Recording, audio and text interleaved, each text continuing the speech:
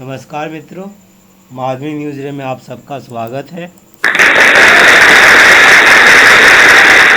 अभी हम class 8 West Bengal board of secondary education के तहत मॉडल एक्टिविटी टास्क ज्योग्राफी अर्थात भूगोल का पार्ट 3 का हो गया था।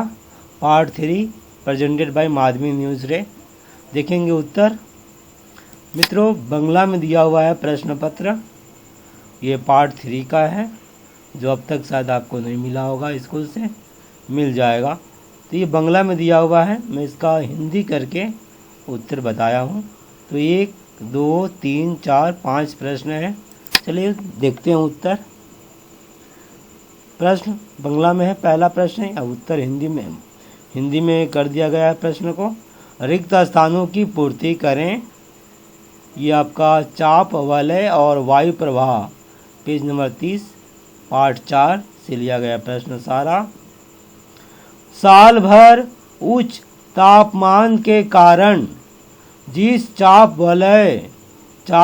वलय की सृष्टि होती है वह है, आप देख रहे हैं, भूमध्य रेखीय निम्न चाप वलय। उत्तर होगा आपका भूमध्य रेखीय निम्न चाप वलय। अगला है, स्थानीय वायु चाप के अंतर के कारण जिस प्रबल वायु का निर्माण होता है उसे कहते हैं, उसे क्या कहते हैं? आकस्मिक वायु। ठीक है मित्रों, आकस्मिक वायु। आगे बढ़ते हैं आप। ये बायां स्तंभ को दाएं स्तंभ से मिलाइए। बंगला में दिया हुआ है, हिंदी में यहाँ पर रहा। बाएं स्तंभ में अश्वाक्षांश, चिनोक घाटी की वायु, पश्चिमी वायु। दाएं स्तंभ में रॉकी पर्वत अंचल, तापमान विलोमता, गरजने वाली चलीसा, कर्कटीय शांत वलय। चलिए मैचिंग करते हैं। तो अश्वाक्षांश का कर्कटीय शांत वलय, चिनूक का रॉकी पर्वत अंचल, घाटी की वायु का तापमान विलोमता, पश्चिमी वायु के साथ होगा गरजने वाली चालीसा। पूरा हुआ उत्तर।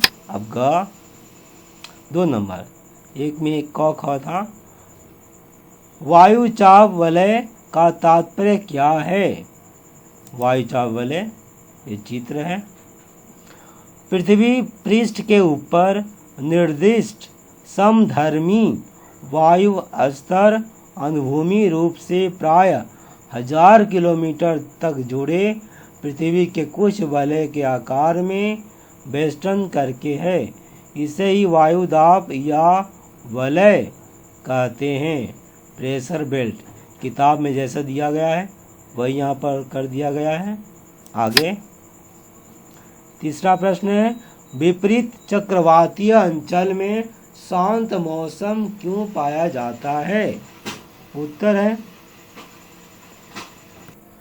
विपरीत चक्रवातीय अंचल में अर्थात साधारणतः उच्च अक्षांशों पर बादल रहित शुष्क एवं खिली धूप के साथ स्वच्छ मौसम पाया जाता है।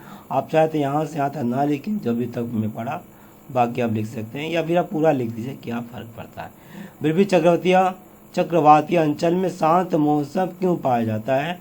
ये रहा आगे उत्तर है, क्योंकि यहाँ विपरीत चक्रवात होने के कारण केंद्र में उच्च वायुचाप और बाहर की ओर निम्न वायुचाप की सृष्टि होती है, जिससे वायु केंद्र से बाहर की ओर तीव्र गति से प्रवाहित होती